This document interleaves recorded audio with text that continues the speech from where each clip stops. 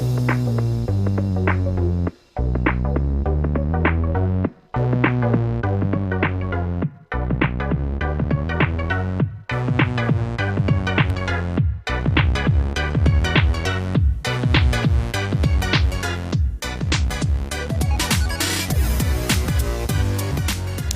you guys, what's up? It's your girl, Deya Direct, and welcome to the Superpower Her podcast. We're live today. We're being fancy about it, okay? So listen, today's show is called So You Want to Be an Influencer? Everybody wants to be an influencer, but what does that mean? What does it mean to be an influencer, and what kind of influence do you want to have? Well, today we're talking about using your influence for good. In fact, we're talking about healthy influence, if you will. So today joining me are my very good friends. Look, we're good friends, but this is the first time we're meeting in person, but we've been talking for a very long time. So first, hey, Mary. Hey. Mary Renouf is here. She and Melissa, they're both with Providence St Joseph Hospital. Mary, you are the senior vice president of... You're just making up titles of everything now. Look, you are the assistant vice president of National Communications Influencer Strategy with Providence St Joseph Health and Wellbeing Trust. And Melissa, you are the social influence director. Yes. Right? So what does that mean? Because first of all, Providence St Joseph Health has been a great partner with the podcast, and really being able to, as you know, we've been talking a lot about mental and emotional health and well-being. So important for all of us, especially if you're going through menopause like me. Oh, I said it in public. Oh, God. Okay. It's okay. You know what? Everybody does it. That's the thing. Let's talk about it. Let's talk about it. So now, but with you all working for Providence and Wellbeing Trust, what we'll talk about, we don't usually think about influencers around health issues. Right. So what does your job entail, and why do you care about having influencers engaged, and what do they do? It's a great question, and it's really interesting. So both Melissa and I come from a background in sports and entertainment, where we did a lot of influencer outreach and marketing, a lot of social and digital. And when Providence called and said, hey, we want to really make healthcare sexier, and we want people to start talking about it, how do we do that? Influencer was one of the better ways to do it. Obviously, you've got social marketing because everybody wants to talk about it. Like you said, everybody wants to be an influencer. But how do we really start the conversations around healthcare? Because at the end of the day, everybody interacts with health in some way, right? On any given day, you're sick, your mom's sick, your son needs a sports physical, you know, your dad's going to chemo, any number. It could be a dentist, right? It could just be that you have a anxiety that day. So really getting people to talk about health was really important to us. And so influencers are really a way of doing that in an authentic way. Because just like you said, right now, I'm going through menopause. Yeah. Do you know how many people listening, watching are going through menopause or have gone through menopause, didn't know about it, didn't know what was normal, didn't want to talk about it, felt embarrassed, and now they're like, oh, well, let's talk about it, right? And you need people who create a safe space to say me too, like the other me too. Absolutely. Right? Because I actually just found out that that's what's been going on with me, that I'm going through menopause, and it explains so much. You didn't know, right? Because nobody talked to you about it. Exactly. Yeah. Yeah. Yeah, and with the influencer marketing, it's nice because you actually can talk to a target, a group of people you're trying to reach, and this person is part of that market, right? So they actually can influence that group, and they can speak to something that if a doctor were to say to you, you know, don't eat this, it's not good for you, you're kind of like, meh, all right. But when this influencer steps up and, you know, is telling you, I did this wasn't good for me, all of a sudden you're like, well, maybe I'll think about it. Yeah. I won't eat that. I won't do that. Yeah. So we actually, it's a great example. We had a vaping. A lot of clinical experts, mostly everybody through our system is finding that vaping is really bad for you. Yeah. I mean, it shouldn't be that surprising, but it is to a lot of people. And young people have been vaping now for 2-3 years. And they're getting super sick. They are, and it's causing so much trouble. And so our docs really wanted us to try to get a message to young people that this is not good for you. Don't do it. If I put a 55-year-old doctor in a lab coat and a stethoscope, you're not going to listen. Not at all. Right? So we went out and found... Especially if you're using like technical terms and all that. Right? Yep. The words that are above them, and I don't know, it's like my grandpa telling me not to do something, right? I'm going to tell him I'm not going to do it, I'm going to go do it. So we actually found a young hip-hop influencer who was part of the national Stop Smoking campaign, and he started talking about vaping and what it was doing and real-life examples of his friends, and we had a great engagement, and everybody on his post and his video was talking about, oh, I didn't know this, I'm going to stop, I'm going to tell my mom, I'm going to tell my sister, I'm going to tell my brother, I'm going to tell my cousin. No doctor would have been able to move the needle that much, right? So that actually brings up a good question, because what do you consider an influencer? If you want to be an influencer, it's good to know what companies look for in an influencer. Do you have to have 1 million followers? Like all of that. Tell me about it. Yeah, it's a great question. I think when we say influencer, everybody assumes celebrity, right? Katy Perry, Kim Kardashian. And sure, there's definitely influence in those spaces. I mean, if you wanted to have a makeup line, Kylie's probably the girl for you to go to.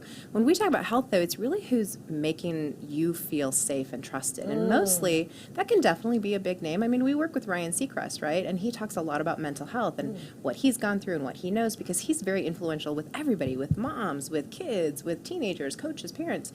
But when you actually want to start talking about, say, an eating disorder, I probably want to talk to somebody who I'm more connected with than just a general person out there. And so an influencer to us can be a big name celebrity, it can be an athlete, it can be anything like that. It could be a fitness blogger, it could be a professional runner. Sometimes it's a chef, but oftentimes too, it's just a local person. So like we had a situation where unfortunately there was 2 suicide attempts and more actually health issues in a small community, in a community that we serve, which is Spokane, Washington. And so we found a music artist who had grown up there, and he came and he talked about it. But we also connected with the local high school football players, and they talked about it, and they made it okay to say, I'm not okay, I need to talk to somebody. And so very influential, but would they have considered themselves influencers? Probably not. And are they influencing just a very small community of maybe 5,000-10,000 people? Yes, but that was a very important 5,000 to 10,000 people. So full disclosure, literally, guys, when I started the Superpower Her podcast, the whole point of the podcast was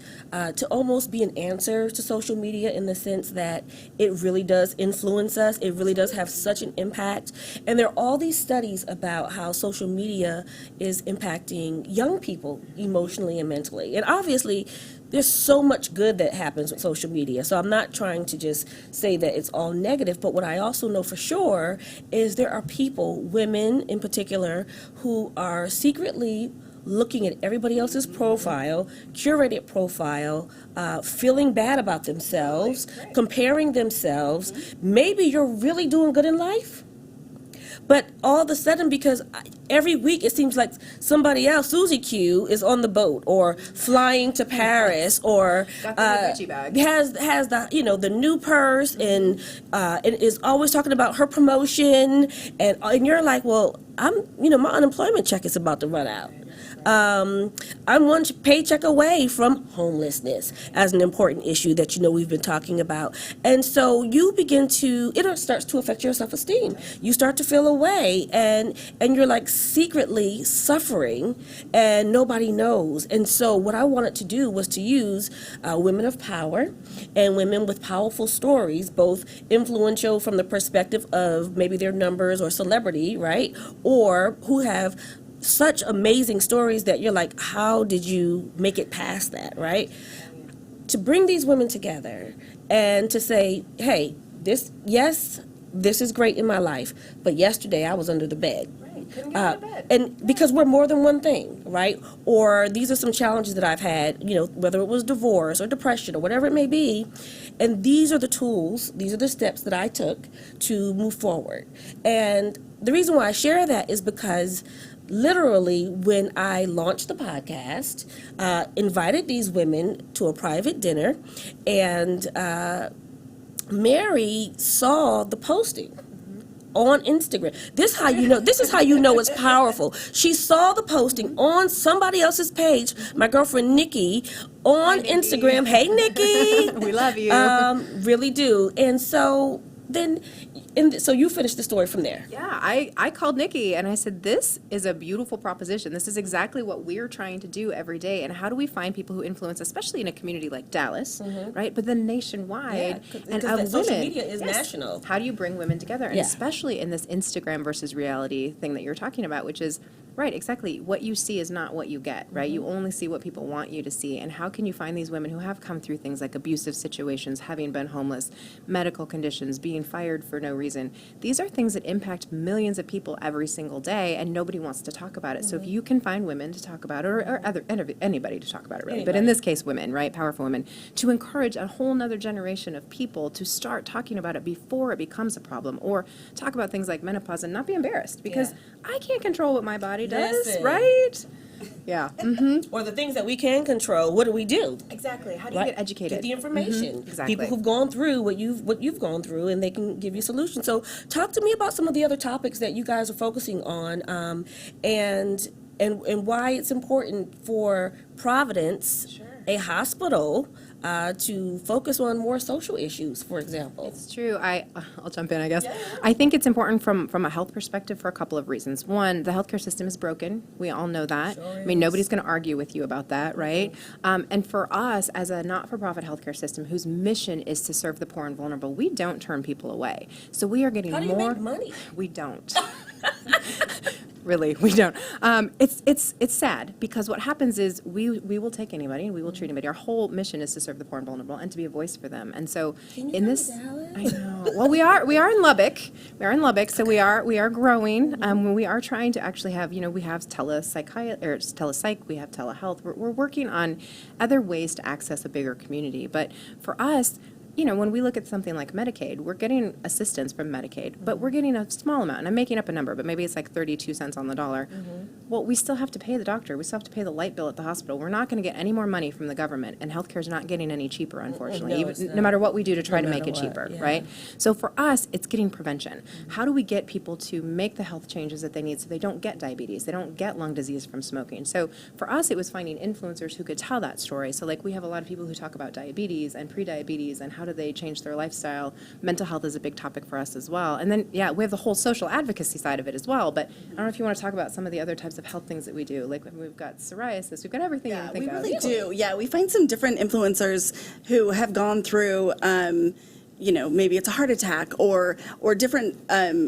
Lots of cancer. Yeah, lots of cancer, yes. People who've gone through these situations, and then we allow them to tell their story, and how did they find out, and what were they doing, and were they scared? And so it really connects with people. And yes, I was scared when I found out that I had breast cancer, and here's the process I went through, and they kind of help people get to the next. They normalize Yes, it. they normalize it. Yeah.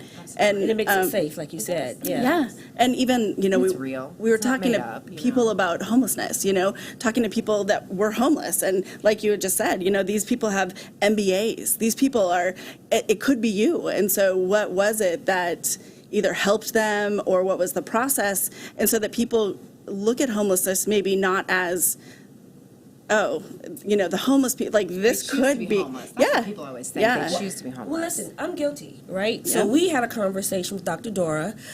Make sure you watch it or listen to it. Dora's amazing. And I have to say that I feel like even just going through like life issues or whatever, sometimes you don't become sensitive to things until it's at your doorstep.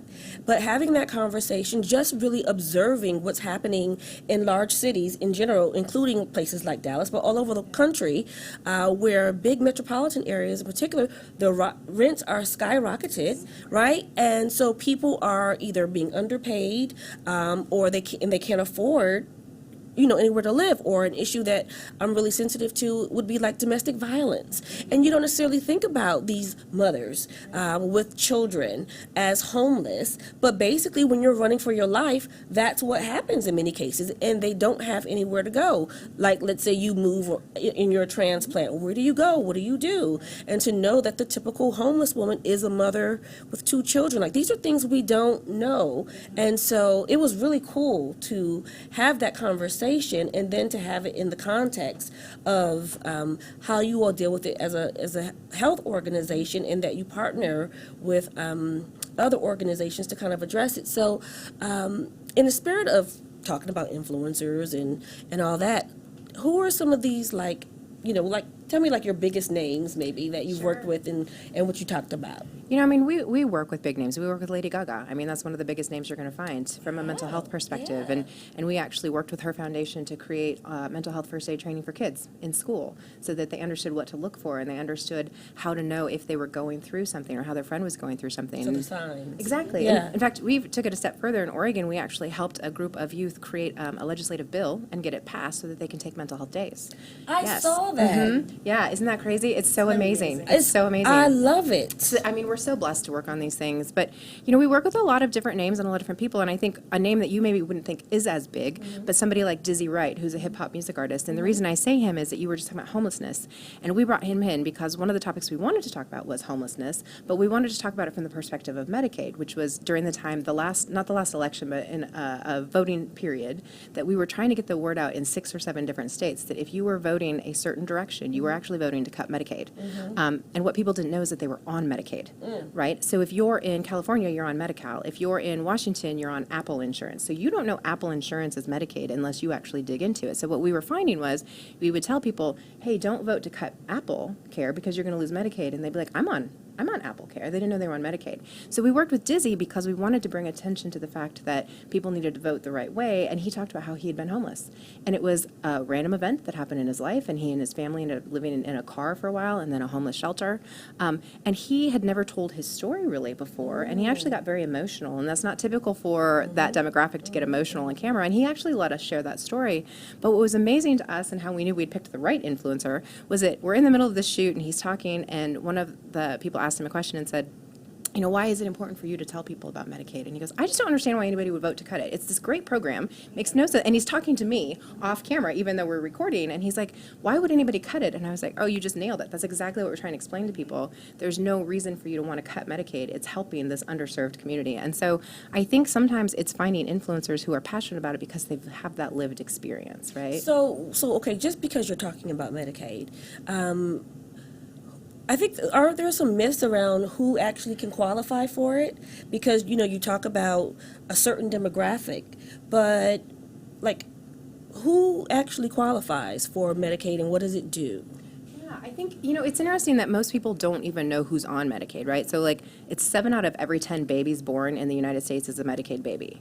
And so that's a big number. I mean, that's 70%, right? And most people don't know, but you can actually have a dual income home and not be able to afford having a baby, right? Veterans, a big portion of veterans are on Medicaid. Because how expensive is having a baby? It's so You expensive. guys know. It's true. And if you have a baby with medical needs or you are a high-risk pregnancy, you are probably going to need Medicaid at some point. There are people who have health insurance and working full-time, but their health insurance is not going to cover a chronic condition that they have, and so they will have to apply. So even if you're fully employed, you already have insurance, you can still qualify in some states, right? And you don't have to be at a certain income level. It's very much income based, but it's not just income based. So it has a lot of impacts as to, do you have housing? Do you have safe housing? Do you have a medical condition? How many children do you have? Do your children have medical conditions? So it really varies by every state. And so if you don't know, you should always check, because there's no stigma around being on a government assistance program if you need it for your medical care, right? I mean, there's definitely abuse of the system. We all know that happens,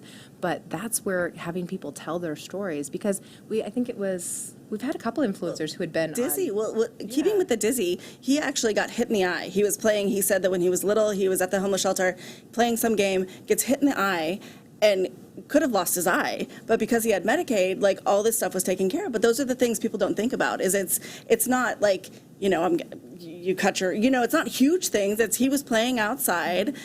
I think that he said someone was snapping pennies. Like, it was something super random, and a penny hit him in the eye, and he said because he had Medicaid, he can now see. And so I think that people, you know, it's the extremes, right? It's people can't see that it's for everybody. It's not just the really poor. And I think that that's part of the problem, again, is it goes to, oh, well, you know who's on Medicaid. And there's a lot of shame. There's so many of us who are just living in shame, and sometimes it just takes a personal story, because stories are the most powerful thing. Everyone has one.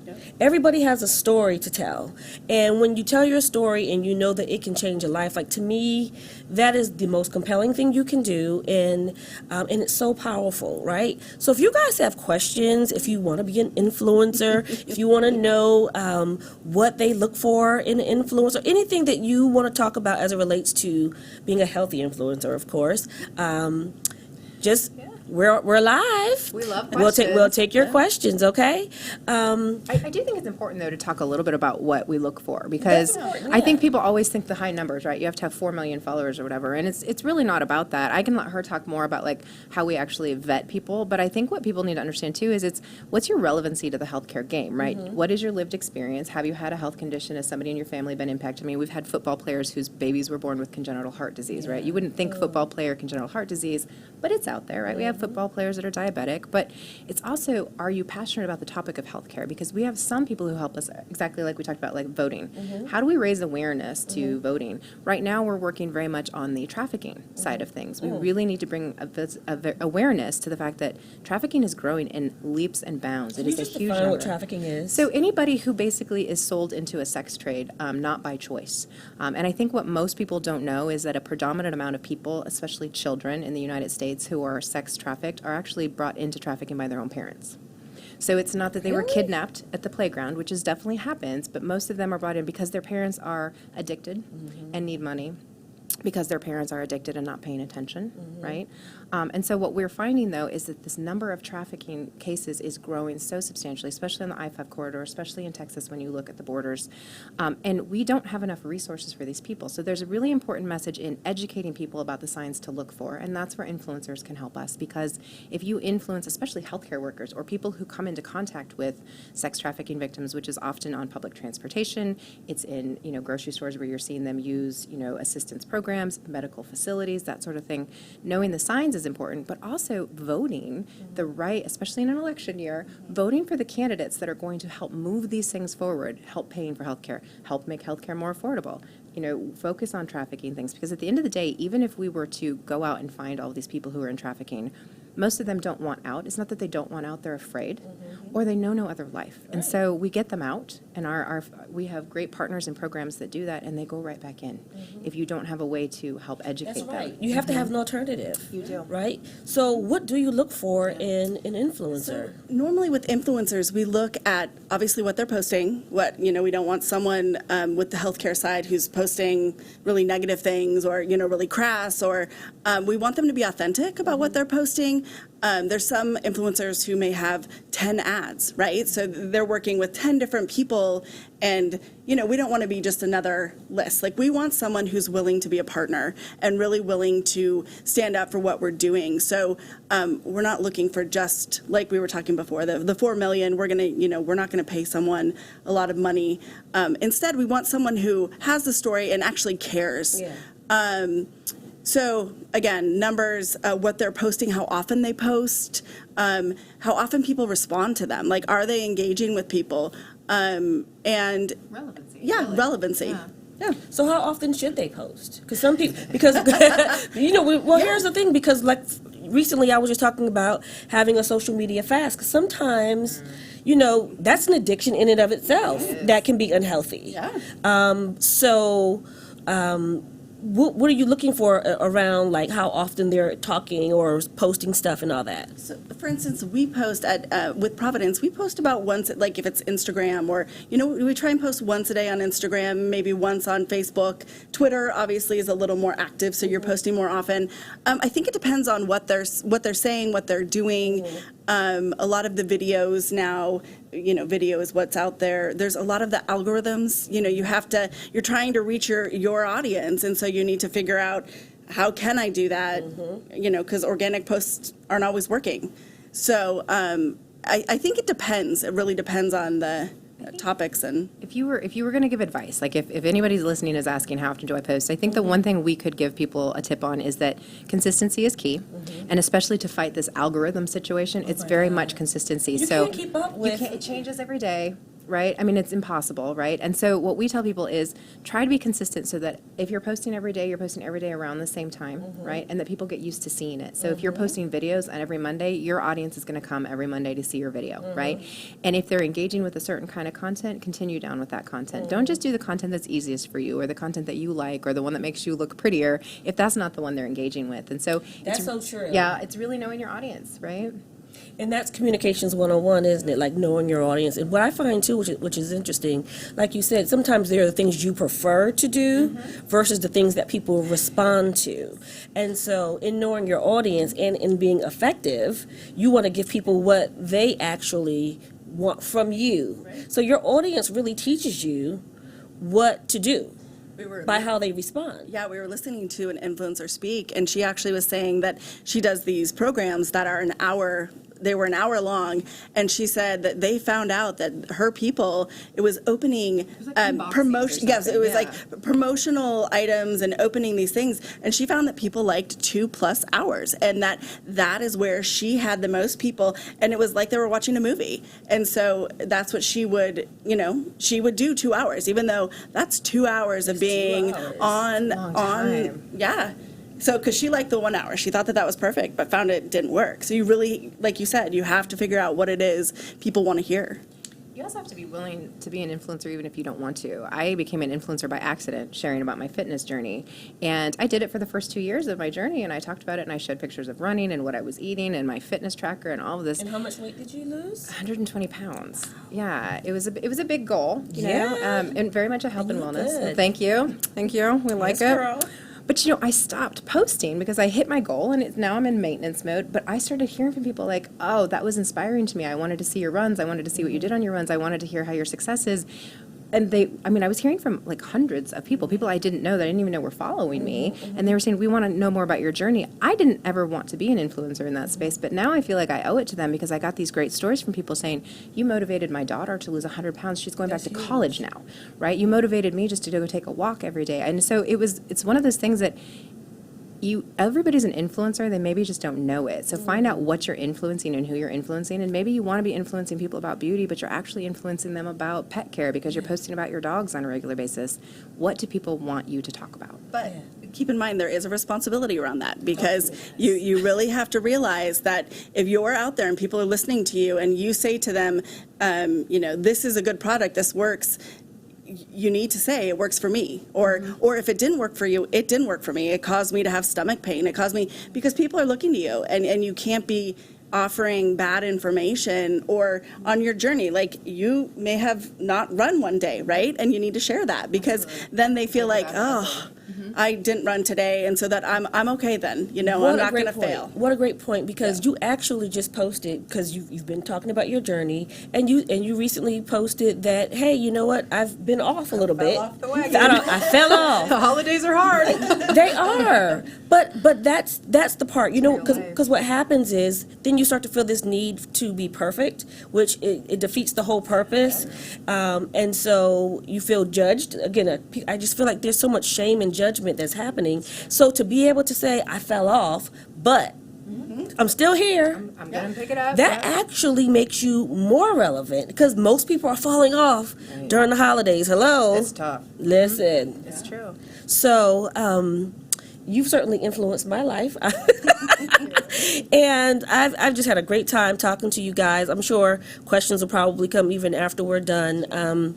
But I want to thank you for really just taking on this journey and teaching us about not only what it means to be an influencer, but to do it in a healthy way, and how you're doing it with all these different topics around our health, literally from rooter to tutor, right, from head to toe.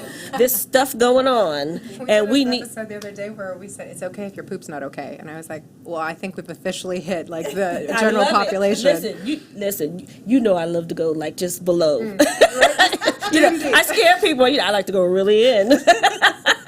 So that's right up my alley. So that's great. No, that's really, really great. So guys, make sure you tell people about this particular podcast. You check out Providence St Joseph Health, and also like them on Facebook, like them on Instagram and Twitter, and also Wellbeing Trust. And so as we close, just tell us what Wellbeing Trust is and how the information that you share can be helpful to our audience. I think it's a great way to end it, by the way, because I think with Wellbeing Trust, it's a mental health initiative. It's the whole point behind it was to make, the mental health, the spiritual health, the physical health of the country better.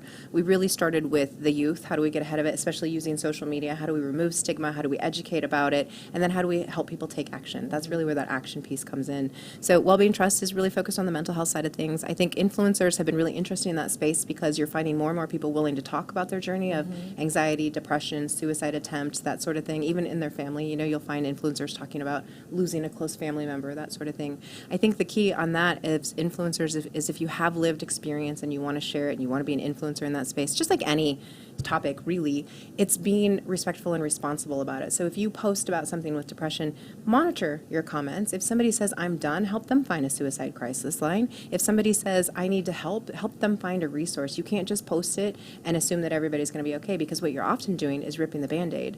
We spoke with a UFC fighter who talked about her husband's suicide completion and then the PTSD that she and her son suffered after that.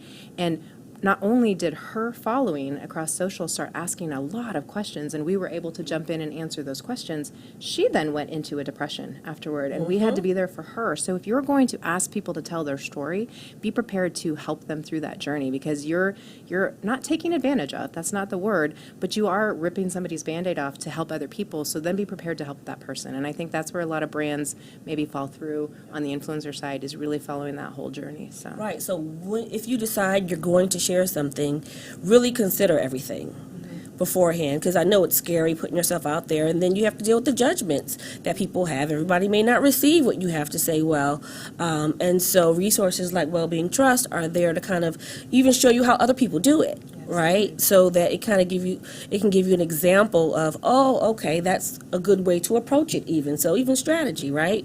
So listen, guys, this has been good. I'm your girl, Deya Direct. This has been another Superpower Her podcast, where women of power and women with powerful stories testify. Oh, and the men too, the ones that love us. You know what I'm saying? You got to make sure you love us, all right? All right, until the next time, we are at superpowerher.com.